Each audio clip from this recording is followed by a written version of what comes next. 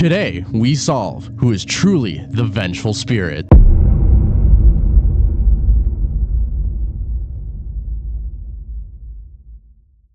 Hello everyone, my name is Noah Raven and welcome to the Xander Zone. In today's episode, we'll be covering Ultimate Custom Night and specifically the importance of the number 14.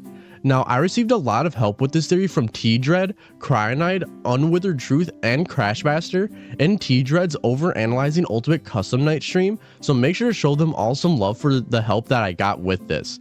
Before I get into the episode, however, I'm going to lay it out so it's easier for you, the viewer, to follow. First, we'll cover the basis of the theory. This will just be the absolute basics without the details so you know how the evidence pieces together with the overall theory. Next, I will discuss the evidence of 14 theory, and this will split into 3 separate sections. The first subsection will have the main evidence, which are aspects to the theory we think are 100% confirmed for this theory. Then our very special guest, Unwithered Truth, will jump in and cover the sub-evidence for 14 theory. This will be covering evidence that we think has good evidence to it, but might be a stretch. The last subsection will be covered by our other very special guest, TDreads. This will be the speculation category where we have some evidence for this that will later be brought into another theory in another video that will solidify the speculation. After this, I will cover the issues with the evidence. This will just cover any issues that there might be with the evidence and give some counterpoints to these issues. However, I will not cover the speculation section here. Lastly, Unwithered, TDreads, and I will give our final thoughts on the theory. Now, as always, if you enjoy this video, please do hit that like and subscribe button, as we have a goal of 2,500 subs by the end of the month. While you're at it, comment down below your thoughts, theories, disagreements, or really anything in the whole wide world. Just remember to keep it kind, calm, respectful, and that's just a theory. Lastly but not least, share this video with your friends and family as every bit helps, and without further ado, let's get right into the video.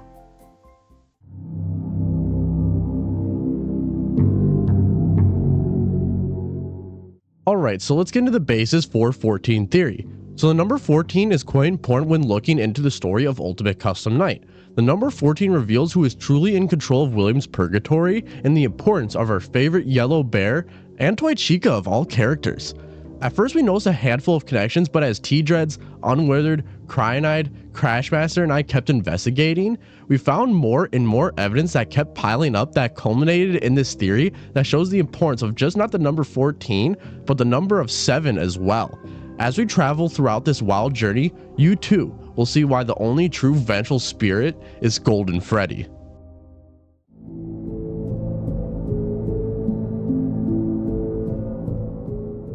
Alright, so as the group was looking around UCN, Unwithered started to notice that for every 700 points you get in UCN, you get an intermission, which is quite interesting, but nothing to go off on quite yet, but will lead to something quite amazing.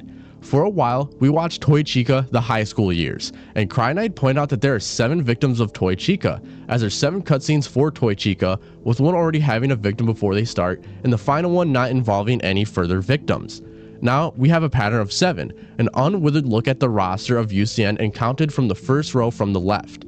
1, 2, 3, 4, 5, 6, 7. Toy Chica is the 7th character in the roster. Now, this isn't anything substantial, however, once you see some of the other evidence, you will see why this matters.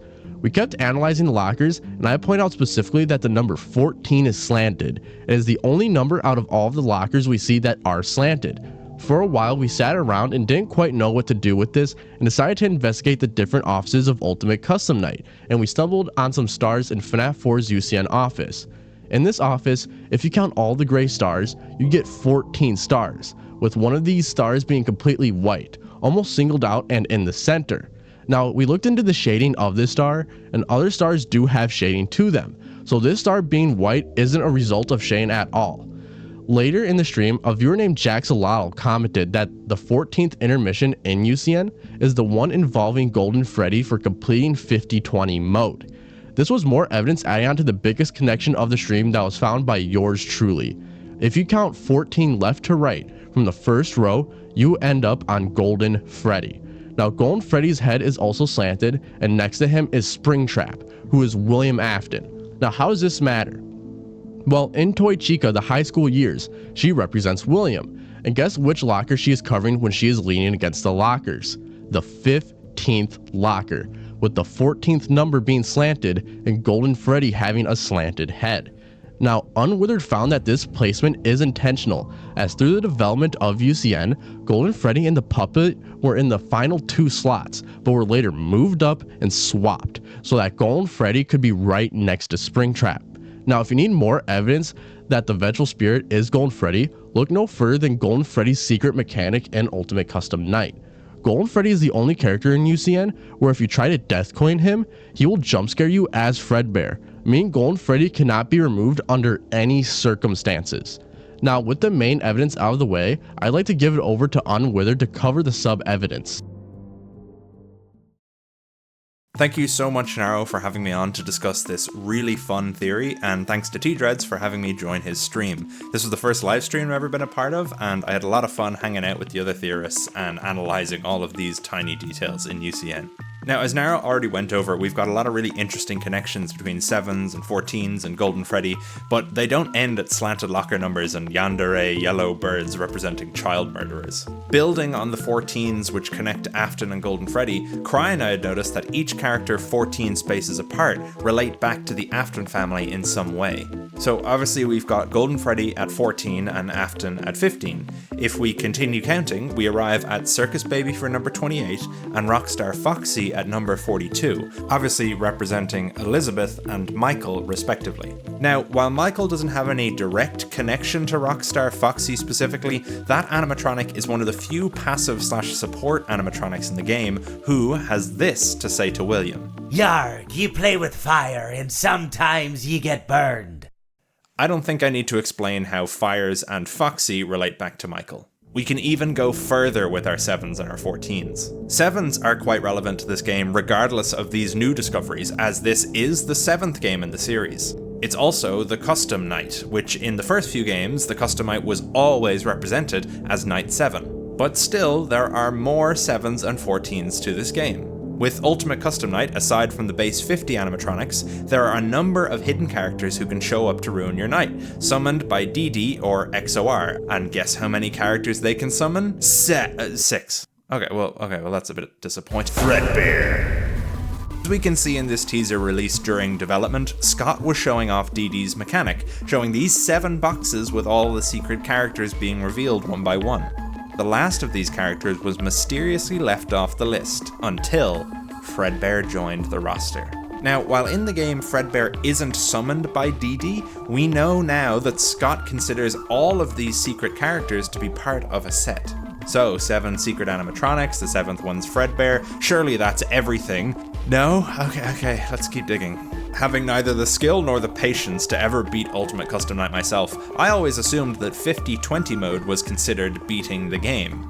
From a community perspective, it definitely is, but one of the weirdest things I found out recently was that you can get the Golden Freddy cutscene by beating 49-20 mode.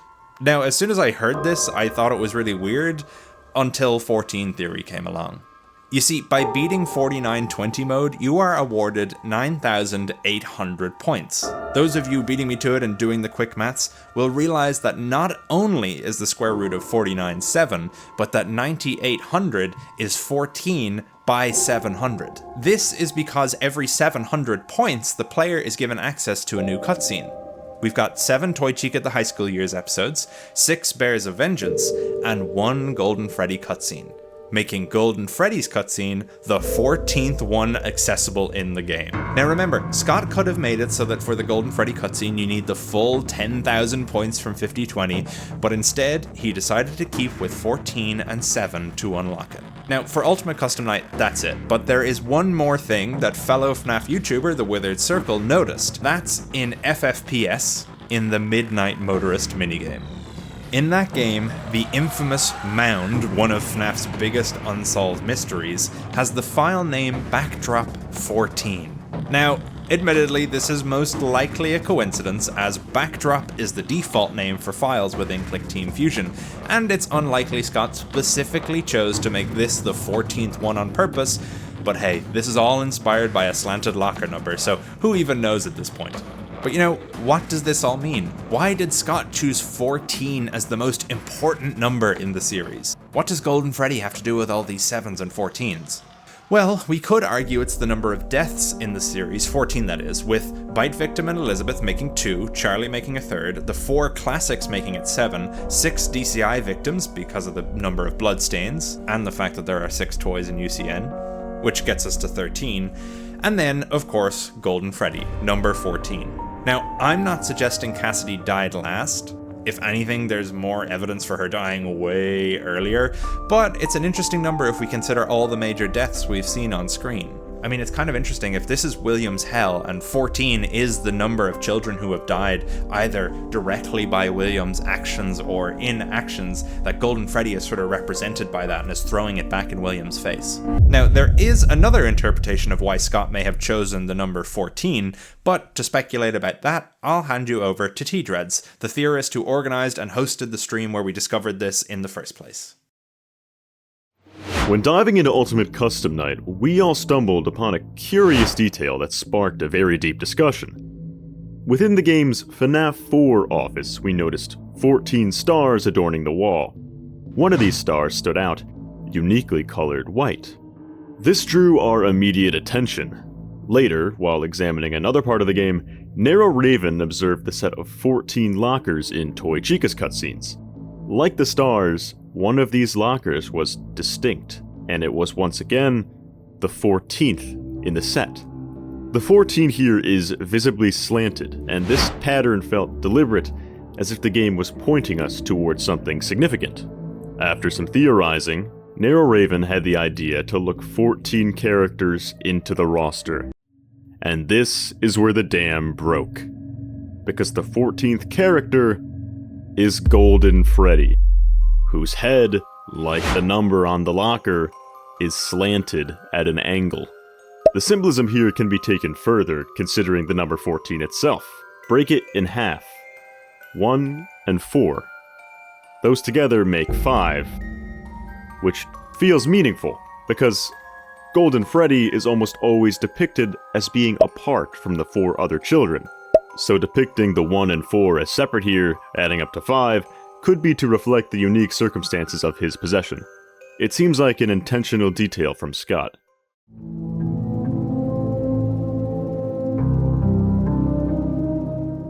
Thank you both so much for being here. Now let's get into the issues with our main and sub evidence. So all of the issues actually come from the sub evidence section. First is the 14 pattern past Golden Freddy, as this could be a stretch. However, it is interesting how they add up to be Golden Freddy, Circus Baby, and Rockstar Foxy, who would be the Vengeful Spirit, Elizabeth Afton, and Rockstar Foxy being a representation of Michael Afton. However, that last one is speculation, though we do know that Foxy has a strong connection to Michael, and Rockstar Foxy does mention being burned when you play with fire. Now, with the 7s, as this may not have been intended, however, you would have Toy Chica, who is a representation of William, Golden Freddy, who is a Vengeful Spirit, Nightmare Fredbear, who would be Bite Victim, Circus Baby, who is Elizabeth, Mr. Hippo for some reason, who is sometimes speculated to be a representation of Henry, Rockstar Foxy as Michael Afton, and Lefty as Charlotte Emily. All the major players in the story of FNaF lore, but the biggest reach is Mr. Hippo, as he could be Henry, but we don't have a lot of evidence for that. Lastly is the 7 secret characters, as it is interesting that there are 7 characters. However, there is one issue with 6 of them being from Dee Dee's list, the 7th one being singled out being Fredbear.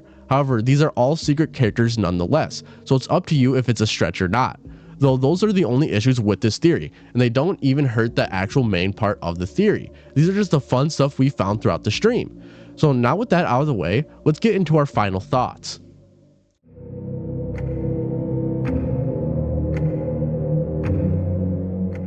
Okay, this is hands down the most fun experience I have ever had making a FNaF theory, and I think this theory is 99% certified canon and in continuity to the game timeline of FNaF. The main evidence really backs everything up, and it even leads up to other discoveries that will shatter your mind that we will go over later in the future. There's no issues with the main evidence, and the sub-evidence doesn't even have anything to do with the overall theory. Just some interesting stuff we thought we should point out. So this theory gets a 10 out of 10 in my books. There's a bunch of evidence we could have used, such as the story of the man in room 1280 being the 15th story in Fazbear Frights. However, that's speculation. Now, I'd like to hand it back over to Unwithered and TDread so you can get their final thoughts. Honestly, I was so surprised at how solid 14 Theory was and how many things in the game led back to it. I mean, of course, there's a few stretches here and there, but even with just the locker numbers and Golden Freddy and Springtrap being right next to each other, I think 14 Theory has a lot of evidence. It goes further to confirm that this game is being constructed by Golden Freddy and is the torment of William Afton. Thanks again to Narrow Raven for having me on this video and to TDreads for hosting the stream. I've been the Unwithered Truth, and now I'm going to hand you over to TDreads. When doing these streams, the goal is first and foremost to have fun, and that's why it's so exciting when little things like these that nobody has noticed before jump out at us. But I think the slanted locker, the 14th star being special, and 1 in 4 adding up to 5 is enough to connect this to Golden Freddy.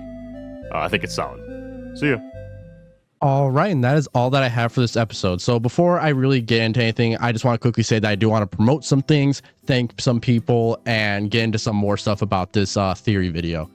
First thing I want to do is that TDread is posting a video alongside this on his channel, where it's like a funny video where it gives you the timeline of events of how everything happened with like the funny stuff, and it's just a funny video. I recommend going to watch it because it kind of gives you the behind the scenes of the live stream, like, you know, while we were live, how we found everything without having to watch the 3-hour long live stream and lose your mind like we did. The next thing I want to promote is that TDread and I will be doing a live stream on January 2nd at 7 p.m. CST, 8 p.m. EST. If I remember correctly off the top of my head, forgive me if I don't. You can go check it out right now. It's already scheduled on my and his channel. We are going to be doing kind of like a podcast debating kind of style live stream with a lot of cool creators. I'm going to list some of them. I'm not going to list all of them because there's so many. But we're going to have people like Rye Toast, ID's Fantasy, _ Gibby's Horror Homestead, Cryonide, Withered Circle, and more joining us. And I'm so excited for it. TDread is going to have like the Google and Wiki opened up on his end, so we have kind of like the investigation part of it, and I will be having the panel up so it has like the cool podcasty feel to it. So I hope to see you there January 2nd, 7 p.m. CST, 8 p.m. EST, or whenever the scheduled stream says it will be, if I'm forgetting off the top of my head, which if I am, I apologize. I do want to get into some other evidence we didn't use. In Bear Vengeance, the bear mentions that he has to cook breakfast for the fox for 7 days, which is on the second cutscene, so 7 times 2, 14, you know, stuff like that. But we decided not to because it seemed like a stretch.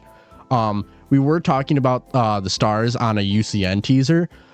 We were thinking of using that because you have like the 14 stars, and on one of the teasers, there's the stars on the sides, you know, so it could have been pointing us to that, but that's not how it is in the actual Ultimate Custom Nights menu, so we decided not to use that for evidence. Otherwise, that's pretty much all that I have for this episode. So as always, I hope you all enjoyed. If you did, please do hit that like, subscribe button, as we do have a goal of 2,500 subs by the end of the month. While you're at it, comment down below really anything in the whole wide world. Just remember to keep it kind, calm, respectful, and that's just a theory. Share this video with your friends and family, as every single bit helps. And without further ado, I hope you all enjoyed. Have a great day, stay safe, and peace out.